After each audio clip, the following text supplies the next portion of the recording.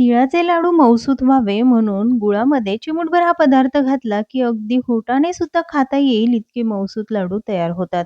खुसखुशीत लाडू बनवायचे आहे मग ही रेसिपी जरूर ट्राय करा, कारण आज आपण 1 किलोच्या प्रमाणामध्ये लाडू बनवणार आहोत. तिळाचे लाडू बनवण्याची जगातली ही सगळ्यात सोपी पद्धत. अजिबात कडक न होणारे लाडू होटाने खाता येईल आणि 2 ते 3 महिने टिकणारे तिळाचे लाडू. मग चला बनवूया आजची ही रेसिपी.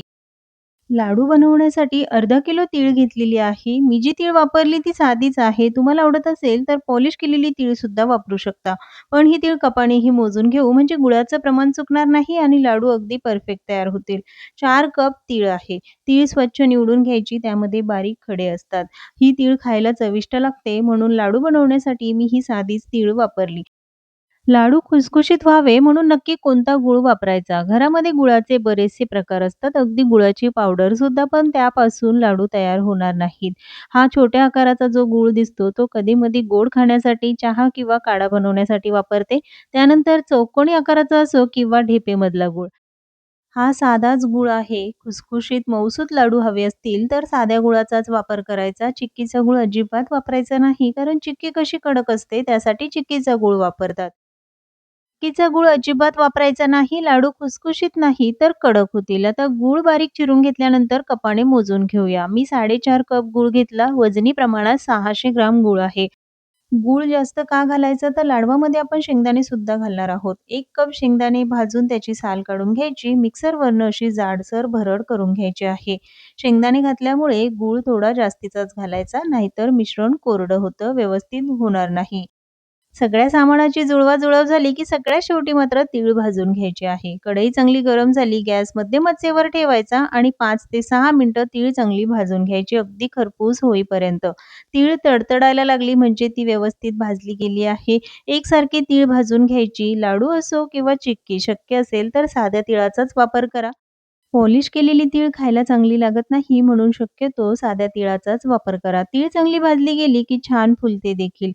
भाजलेली तीळ ताटात काढून थंड होण्यासाठी ठेवायची. तीळ भाजताना शक्यतो मोठ्या भांड्याचा वापर करा, म्हणजे एकसारखं हलवता येते आणि व्यवस्थित तीळ भाजली जाते. आता लगेचच गुळाचा पाक करून घेऊया. कढईमध्ये 2 चमचे साजूक तूप घालून घेतलं. जर तुम्हाला तूप वापरायचं नसेल तर त्याऐवजी तेल सुद्धा वापरू शकता.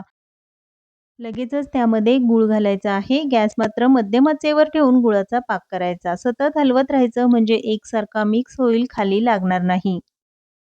मिनिटानंतर गूळ पूर्णपणे वितळला जातो, पण तो एकसारखा हलवत राहायचा म्हणजे पाक व्यवस्थित तयार होईल, नाहीतर खालून लागला जाईल आणि लाडू खाताना त्याचा कडवटपणा जाणवेल, लाडू खायला चांगले लागणार नाहीत.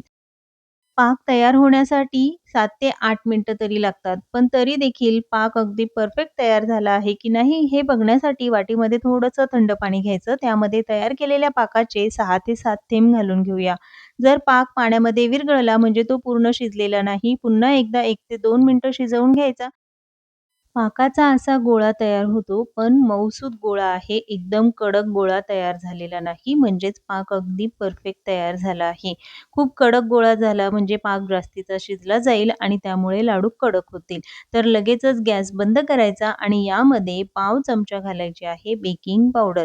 इथे मी बेकिंग पावडर वापरली. तुम्हाला हवं असेल तर बेकिंग सोडा सुद्धा वापरू शकता. गॅस बंद केल्यानंतरच त्यामध्ये बेकिंग पावडर किंवा सोडा घालून पुन्हा एकदा हे चांगलं मिक्स करायचं.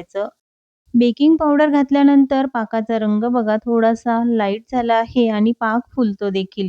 त्यानंतर लगेचच यामध्ये तीळ घालायचे, शेंगदाण्याचा कूट घालून घ्यायचा आहे, 1 चमचा घालायची आहे वेलची, सुंठ पावडर.